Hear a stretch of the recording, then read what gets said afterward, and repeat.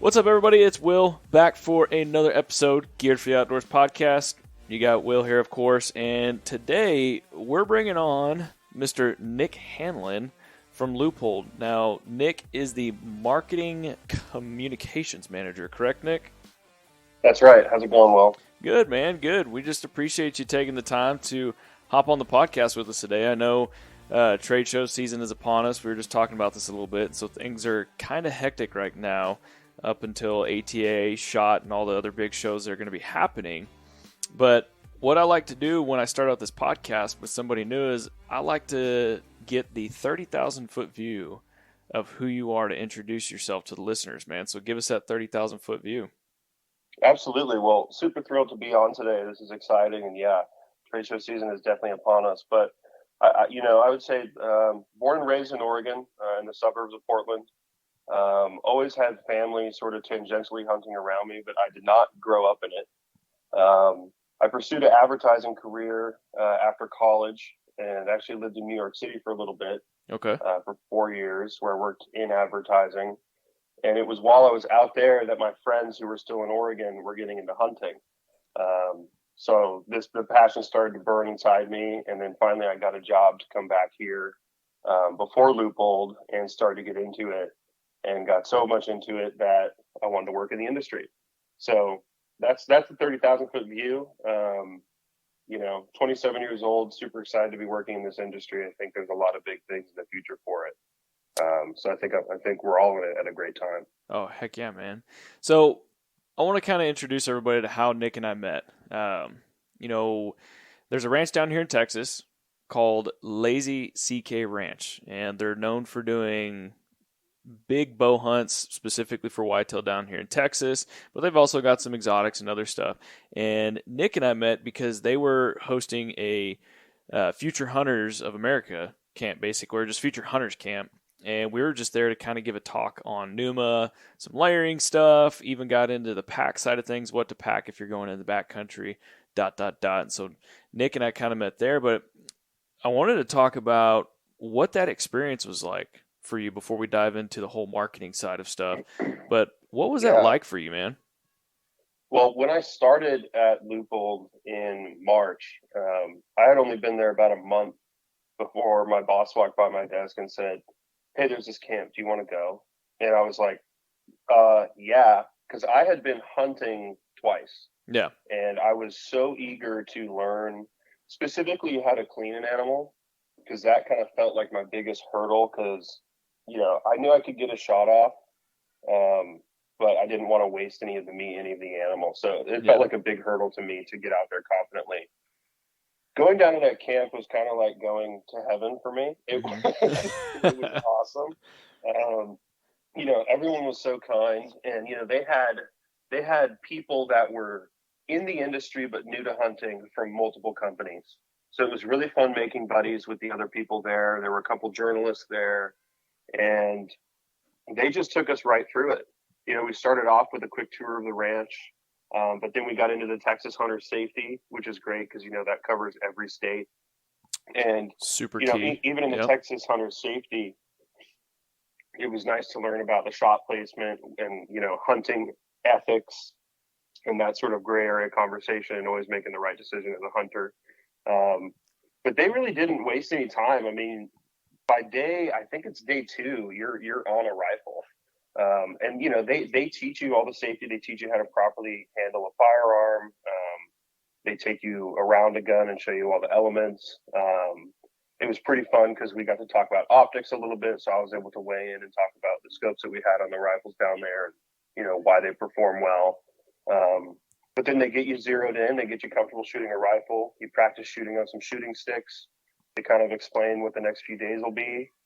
And then it's pretty funny. The next day when you're at lunch, right after lunch, you go learn how to gut and skin an animal. That's and awesome. Quarter it if you're interested in it. And I'm glad they did that before lunch, after lunch, because if they did it before, lunch might have been a little different.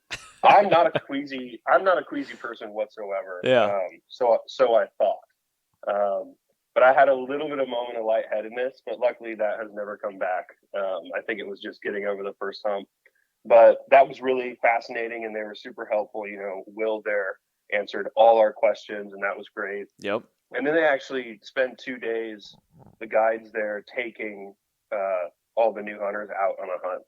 And we were going for a doe of 3 different species. We're going through for black buck, fallow doe, and axis doe. Um, and you know, each person goes and gets one, and you go through the whole process, and you learn how to skin, gut, and quarter. And it was pretty funny. They were shocked by how much I wanted to learn how to do the actual processing. There were some other people there that were like, "No, I don't need to do that," and I was all about it. And so we spent some extra time doing that. We quartered it. They showed me how to debone it because I wanted to get as much as I could out of this experience. Because A, I wanted to take it back and be able to teach my friends who are also new. Yeah. But B, like, I don't know, I'm not going to I'm not going to be able to practice this again. Like the next time I do it, hopefully soon, it's the real deal. And so I might be in the backcountry, you know, in Oregon, it's nothing like hunting in Texas. So, you know, I could be in the backcountry on the edge of a creek bed and trying to do it as quick as possible. So it was just a massive learning experience. And, you know, I think their goal was taking people new to hunting and sending them away with a passion for it and feeling confident like they could go do it on their own. And I totally feel that way. I mean, flying out of Texas that week, I was like, okay, I can absolutely go do this tomorrow on my own. So it was incredible. Man, I got to say, like, I guess I don't know if you would necessarily want to call me instructor. I guess I was a guest speaker, is the best way to put it. I could definitely tell. Say instructor, you were thorough, man. I guess. I could definitely tell you were eager to learn because there's, I think just in general, when people are learning, you see people that are just kind of laid back, chilling, listening. Then you got others that might not care, but then you got guys and girls like yourself that are eager to learn and want to know this stuff because you weren't just asking dumb questions, for lack of better words. You were asking like super detailed questions because I could tell, like, this dude really wants to learn this. Like, I like this guy. He's learning a lot. That's awesome. Yeah. I'm glad that was obvious because I definitely was. Well, man, I got to say, like, I think you definitely took a lot of that information and applied it this past fall because I know I follow you on social media. And, yes, sir. Dude, it looks like you've been going all over the place this past fall. I think you were chasing mule deer a couple times up in the mountains or something. Like, tell us about that. Yeah, I was getting out there for sure. So I actually didn't draw any mule deer tags. You know, in Oregon, basically west of the Cascades, your general season, east of the Cascades, it's a draw. So I was chasing blacktail, which is more so blacktail watching me walk by without me knowing that they're there. It was fun. I got out almost every weekend except one. And, you know, went with a buddy. But yeah, I've been working out, been trying to stay in shape. And we definitely got into it. We saw one doe and that was it. And had a couple other, you know, public hunting experiences, such as, going in the same area that there was a Jeep Jamboree that weekend. That one really sucked. But it was still really fun. You know, I think the biggest thing for me was, and my buddy, like we just need to get out in the woods. We need to start getting reps on this if we actually think we want to do it. You know, we can buy all the gear, we can get the boots, the rifles, go zero them in, shoot them, get our packs all dialed in, but let's just get out there. And doing that and having a couple experiences along the way really made it like I'm totally hooked. And like this is my first time kind of applying what we learned at Lazy CK, because the buddy I went with had never been, period.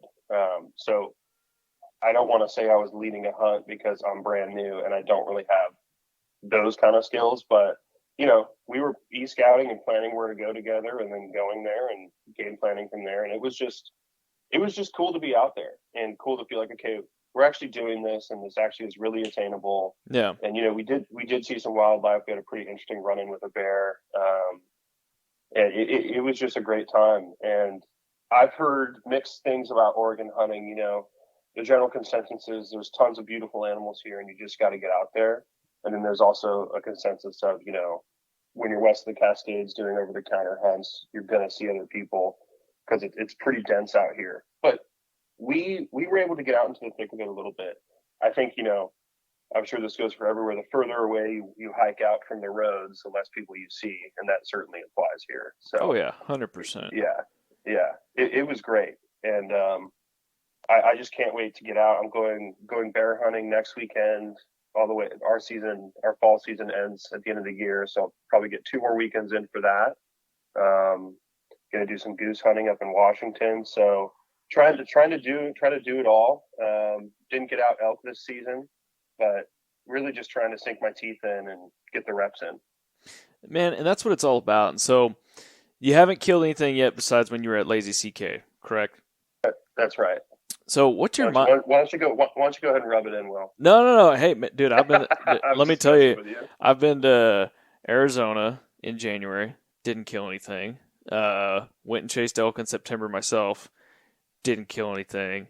And most recently, last night, this past evening, I actually sailed an arrow over a really nice whitetail buck out here in our place in Texas. So, no shit. yeah, I'm right there with you, man. But I kind of want to, obviously it's fun to, poke fun at your buddies and stuff, like rub it in For sure. when crap like that happens. But what's your mindset? Essentially, I don't want to necessarily call you a new hunter because you've done it prior. Oh, that's valid. But you're a new hunter. What is that like from a mindset perspective for you to not kill anything? Has it been a downer for you, or has it just motivated you even more? It's extremely motivating. I'll tell a quick story that I don't know if it would be as motivating if this didn't happen.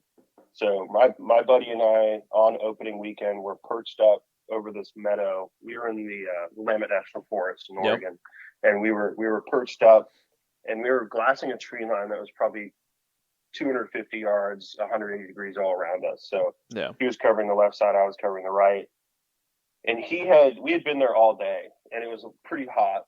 So we were just waiting for the evening, and around like 4:30 or 5, maybe 5:30, he kind of wandered over to me, and he just brought his binos over, and we were chatting, and he was kind of asking some questions, and we started kind of glassing again, and I'm like up into some bushes, and he's kind of wedged into a tree, and he had left his rifle in his pack maybe 20 yards to where he was. Ooh. And I had mine over my shoulder, and we've been hearing stuff in the woods below us. Yeah. So we felt like, okay, we just need to be patient and quiet.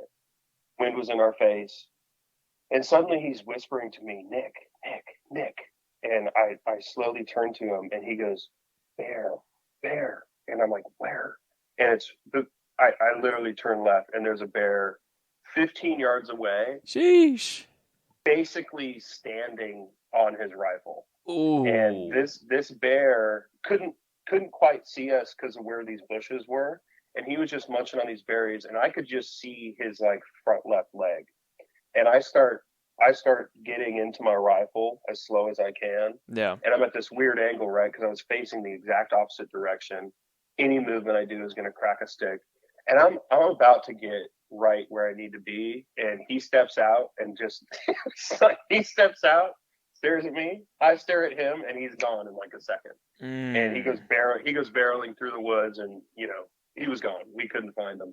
But dang, with that caused us to feel confident. It caused us to feel like we put ourselves in the right place.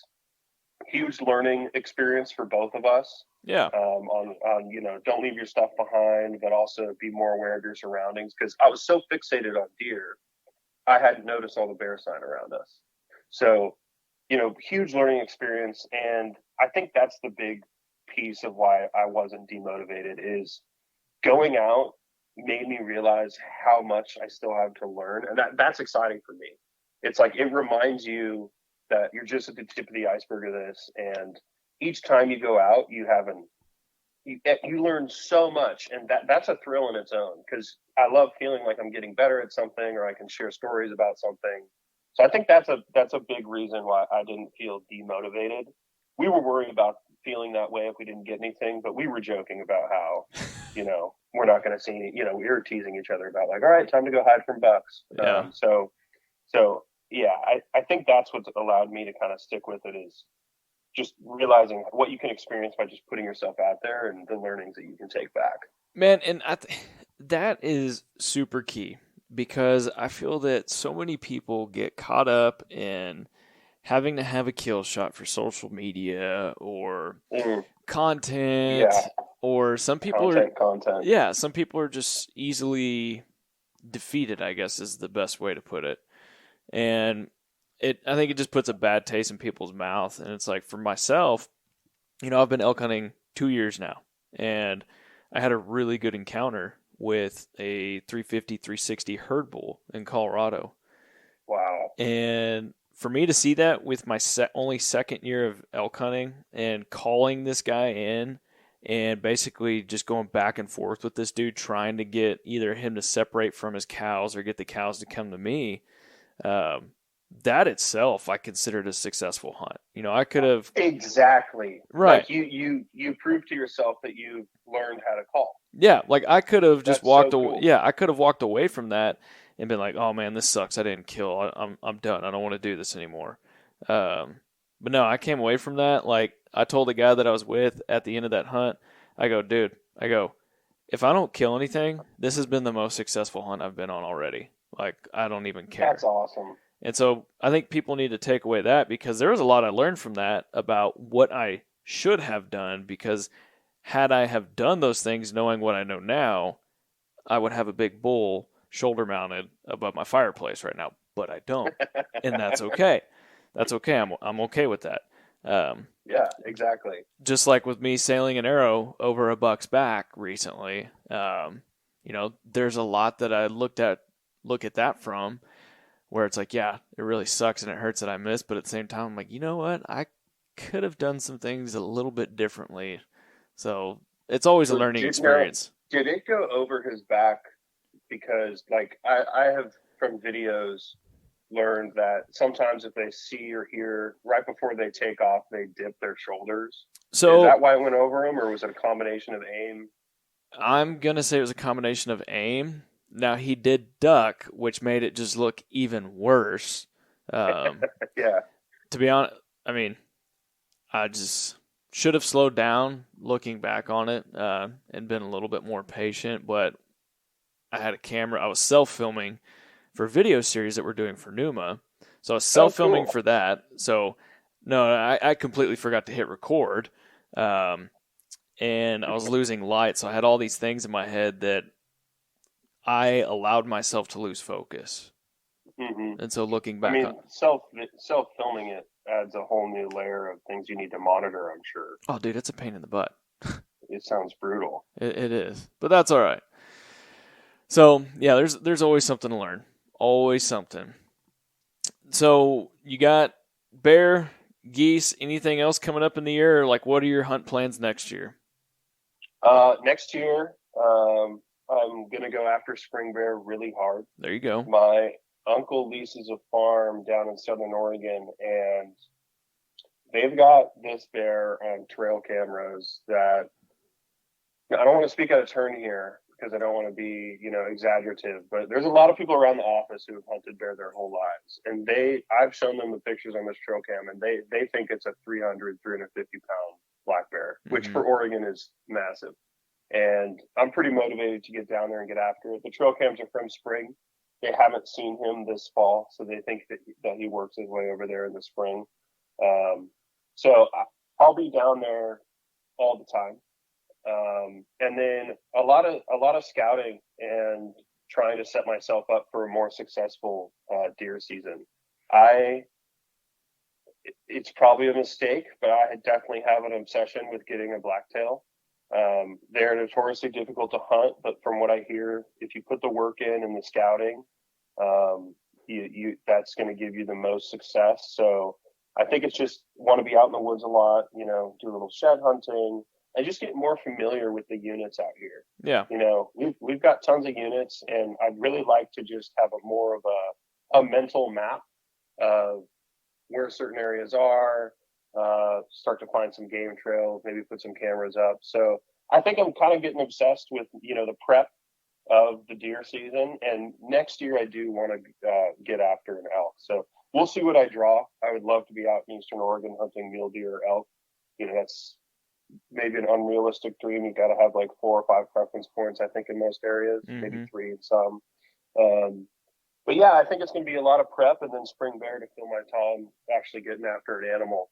I'm pretty excited. I think, I hear a lot of people I've spoken to have said that new hunters, you should go hunt some birds. Because I guess it's just exciting and kind of is, I'm not going to say guaranteed success, but if you go with someone who knows what they're doing on a piece of their property, you're going to get some birds. Oh yeah. So I'm excited. I'm excited to go goose hunting to kind of get that energy up. And I'm bringing my buddy that, I went and did that blacktail hunt with, so that'll be fun. We've got a family friend who's got a property in Washington, so kind of a good recipe for success there.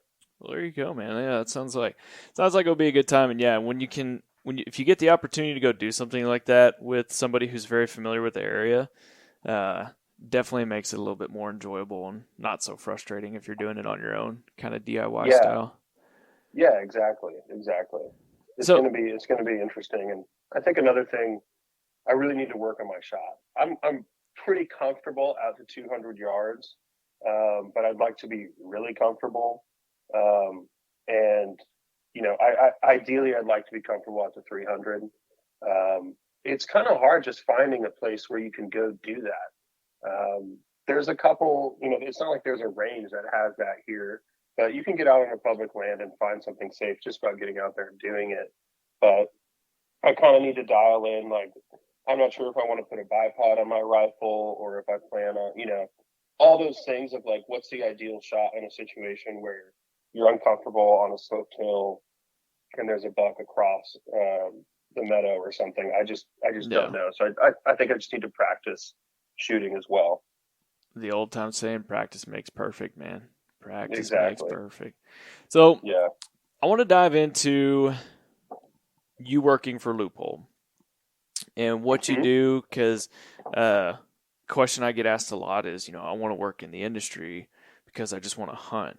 And it's like, you get to go on some hunts, but you're not hunting, 365, 24/7. Like, I think the industry gets portrayed like that. But I wanted to dive into what you do for Leupold and especially like what you're getting geared up for. So, Nick, what's your official position with Leupold, and tell us a little bit more about it.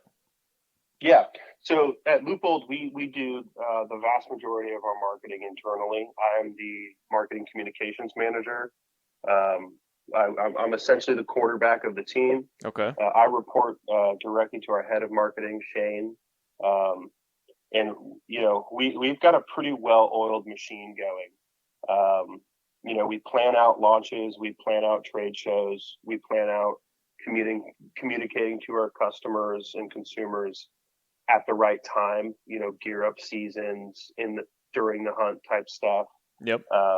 And my function is to make sure that everyone's communicating and on the same page.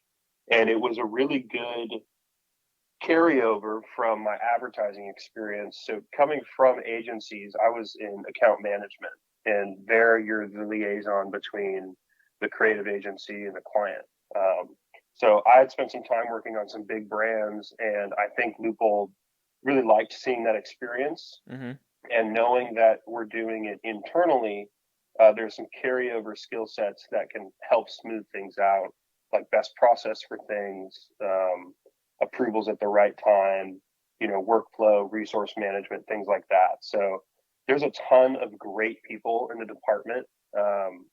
Really, they've assembled a team of all-stars. I'm honored to be a part of it.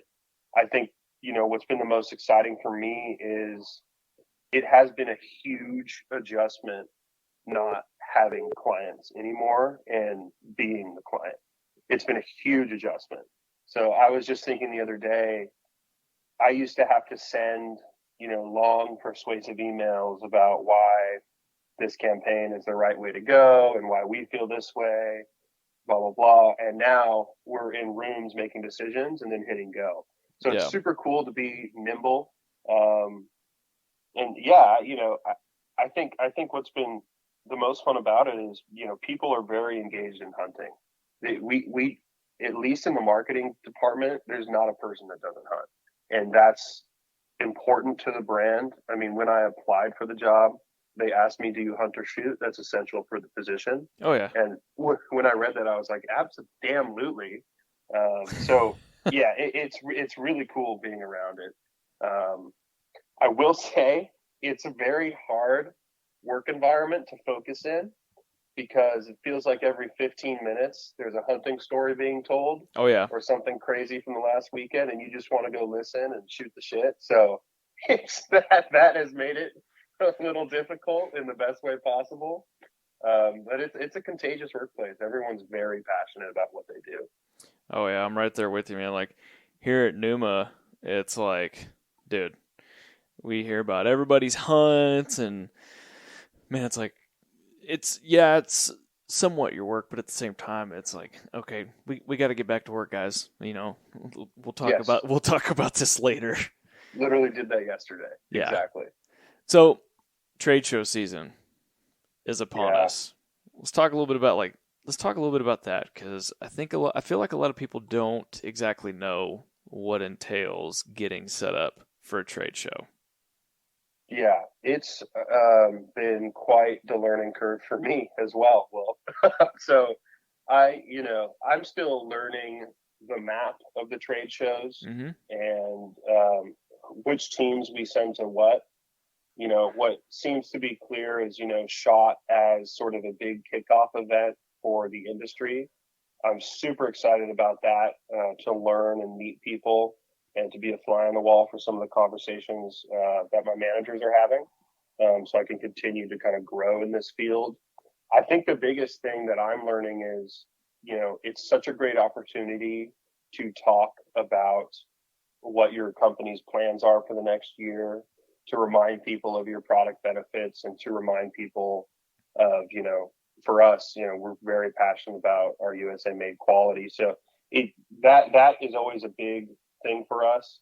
And it's sort of the marketing department's time to shine. Oh yeah. So a lot of eyes on it. So you want to be dialed in and you want to be really buttoned up. And our creative director, this is really his baby, and he knocks it out of the park every time. So it's been really fun to watch him do his thing. I love that, man. I love that. Well, what are you excited most about? Aside from going and meeting people, what's the one thing that you're looking forward to the most about these trade shows? I'm really excited. I got a little dose of this at another small local event we did. Okay. I'm really excited to watch our VPs and our CEO do their thing. And that might not be the answer you were expecting, but it was super emboldening. We launched a shop and shop with Sportsman's up here in Hillsboro. Okay. Really cool, like sort of almost like a mini shop show booth inside Sportsman that's still there. Yeah. And our VPs and CEOs, like our CEO Bruce, like they were behind the counter talking to people, answering their questions, and it's just cool to see them do that. And it's not like I didn't think they would, but to watch them talk and relate to the consumer on every little detail, and have relate over grievances from hunts or gear failing, and what it means to have the right equipment with you, was awesome. And I'm super excited to see that happen on a bigger scale. I've been in some big client meetings here, where we have maybe a dealer out, and it just pumps me up again to work here. And so I think it's going to be a super energizing experience for me, to see everyone, putting their best foot forward, and promoting our brand to the best of their ability. Man, I love to hear that, because again, it kind of comes back to the whole learning experience stuff we've been talking about. And I'm the same way. As like, I loved seeing our upper management watch them just kind of get their hands dirty with us. Yes, I exactly. love learning from them and hearing them. And then aside from that, obviously like SHOT Show isn't necessarily a consumer show, but some of the consumer shows that we're going to, like Western Hunt Expo, DSC, and a couple of others, I love just getting in front of the customer and talking with them, Exactly. because there's so many times throughout the day that being a social media guy like I am, I have to answer a lot of questions of like, I'm going to do such and such hunt, what's the perfect layering system? It's like, well, finally I don't have to send them links and type out emails to them. It's like I can actually get in front of them and hand them the product and say, this is what you want to try. Exactly. That's very cool. And plus, it just is nice to, we get, you can get stuff behind your computer looking at consumer data, reading online comments, trying to understand consumer behavior. What are people talking about right now? Yeah. But just, being at a show, talking to them. Or like sometimes I'll go down to Sportsman's or Cabela's and just kind of hang out and talk to people. Yeah. And that is so nice because that you can start to create a gap when you think like these are our consumers. They're just people, just like you, and they just want the best, and they just want to have a good time out in the woods. And it's not. It's a nice reminder of that. Yeah, that, and then when you have a product that supports their mission, what they're wanting to do, and they love your product, it's just this big synonymous machine, or it's pretty awesome to see. Exactly. Exactly. How about you? You guys excited for trade show season? We are, man. We are. Finally, obviously there's a new surge of some other variant of the disease that we will not name. But it's just fine. Don't even get me. Don't even get me No, started. that's a whole nother podcast in itself, man. But now that we're having trade shows and events again, it'll be nice to finally have the industry together for a few days again, from SHOT to Yeah. Well said. ATA. Yeah. Well said. That's cool. Yeah, we're looking forward to that. And then we're going to do some total archery challenge stuff again. I know y'all had a booth there last year. Yes. And Absolutely. we'll do some other odds and ends things. Of course, we'll do some hunts. But one of the things I'm most excited about this year is we're going to start up this new digital series where we're really going to pump, just feed the YouTube machine. We're going to get on Waypoint TV and do a couple of other really cool things, but we're just starting to really dive into pushing out a ton of digital content now. That's really the hustle now, isn't it? It's all about content. We talk about that on our end as well. And it's no small feat. I mean, content creation in its own is a full-time job plus some, as Oh, you're learning, it sounds like. And it's that I'm thrilled to hear that you guys are doing that because, you know, there are so many eyeballs out there that just want to learn and just want to watch hunting content. So that's awesome. yeah, and people are wanting to hear stuff like this. I want to be in the outdoor industry. I love hunting every weekend. I hate my 9 to 5 desk job. Looking at spreadsheets. I want to be in the Hmm. outdoor industry. What can I do? And I think this is one of those things that people like to listen to. It's like, well, how can I do it? Yeah, I can speak a little more to that as well. Let's You hear it, know, man. Let's hear it. we've got people who manage. I won't get too specific, but we've got people who manage some of our largest product lines. 4 years ago, they were a history teacher. So if you're passionate about this, you really just need to portray that, and you need to get that over the table. And obviously, you don't. You need to be smart, but you have to. Right. You have to. You have to. It I was shocked when I heard that, and then I realized, of course, like with something like this, when you're literally in an industry that's gear related, um, hard work, passion, skill sets, when you already have those because you're doing them in your free time, of course you can transfer your skill sets into it. For me personally, I was in a way different world. I won't get into the whole politics of it thing, but you can take a wild guess and imagine that the advertising industry as a whole leans a little bit more left, and that's fine. But because of that, hunting is not commonly spoken about or referenced. Firearms are not commonly spoken about or referenced. Yeah. Um, in general, there's a tone of anti that, not from everyone, of course, but in general. And this was a huge pivot for me. And when I applied to this job in the interview, I know that they were like, "What? We're surprised to see someone from the advertising industry take an interest in this. Can you elaborate on that?" And it really just came down to, I'm passionate about this. I'm a total gear nerd, which is another reason why I was so engaged when you guys were there, like with your packs and your pants. Dude, your guys' stuff is awesome. And love to hear it, man. It was so cool to have my hands on it. And anyways, I'm a total gear nerd, and if you're passionate about it, you just need to get that over the table. That's hard to do on paper. It is, for sure, but you just gotta put yourself out there. And it was, for me, I had a lot of brands in my mind. Being in the Portland area, we're central to a lot of big outdoor brands: Leatherman, Benchmade, Leupold, Gerber. Yep.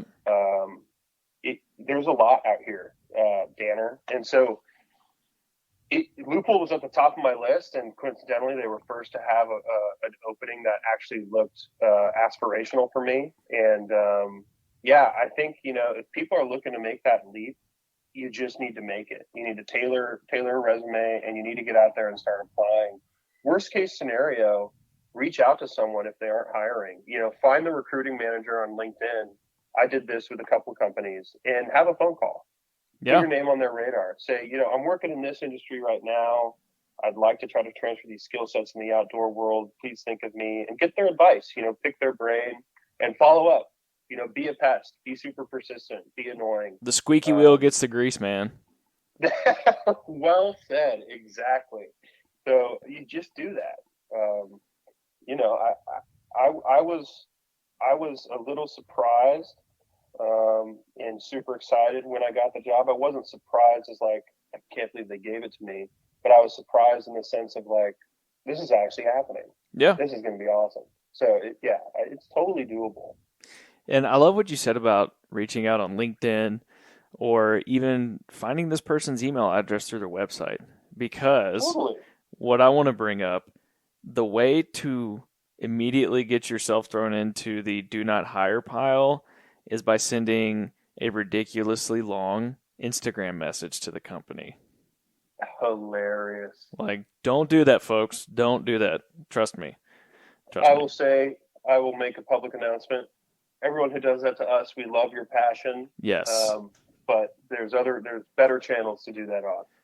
A more professional avenue. Let's just put it that way. Yes, well said. Well said. That's very funny. Yes, because I won't go into it, but I'll just leave that there for everybody. I'll leave that nugget there. So for all the listeners. Well, man, I love getting to find out all this about you and getting to learn more about how you got into the hunting industry, what you do for Leupold, and just some really, really cool things that you do. But I don't know if you can share anything with us moving forward, but are there any cool things that you want to share about what Leupold's doing for the GP, I guess, the general public? Like, are there any cool things coming down the pipeline from Leupold in the future? We do have some exciting stuff coming down the pipeline.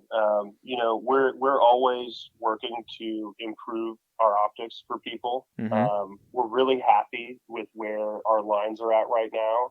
There are some improvements that we can make. I can't, it's funny, Will, if it was a month from now, I could. Yeah, but you can't yet. Yeah. So maybe we can revisit it. But I will say this at a high level. We want every consumer to be able to access our brand. Yeah. Because, we believe that everyone deserves to have the best gear that they can get.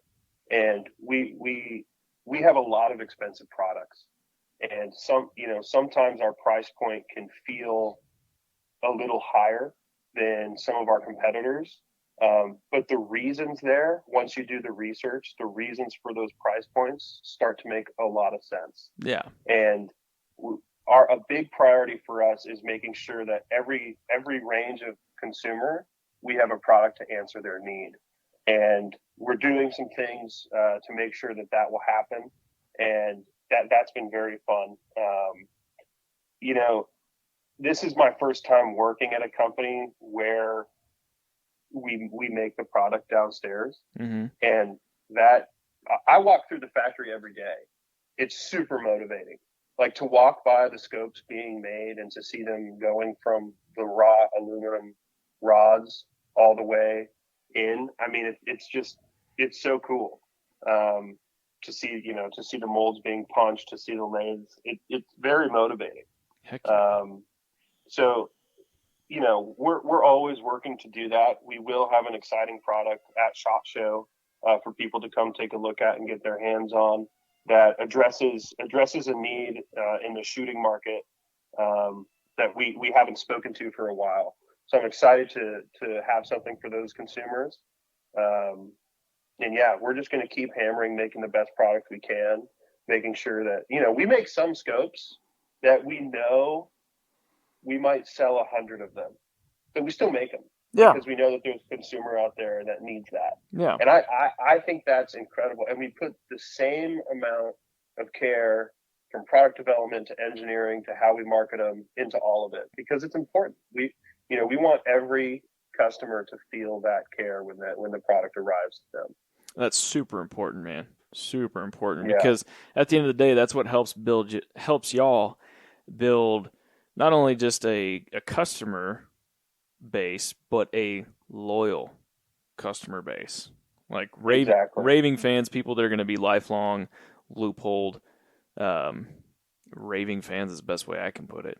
And that's what the thing that we pride ourselves in is, the quality of the gear that we put out, the innovation behind the product, and then most importantly is customer satisfaction.